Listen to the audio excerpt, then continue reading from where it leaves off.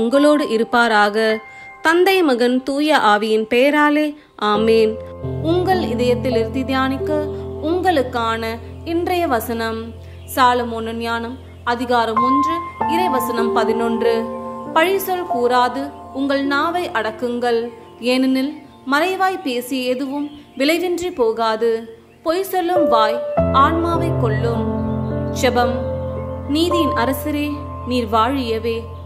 அன்பு பிள்ளைகளாகிய நாங்கள் தீயவற்றுக்கு எங்கள் நாவை பயன்படுத்தாமல் நன்மையானவற்றை மட்டும் பேச எங்களுக்கு நல் அறிவை தாரும். எங்கள் ஆன்மாவை அழிவின் பாதையில் இட்டு செல்லாமல் என்றும் நீதியின் பாதையில் நாங்கள் நடக்க எங்களுக்கு நல்ல ஞானத்தை தந்து எங்களை ஆசிர்வதியும். ஆமேன்.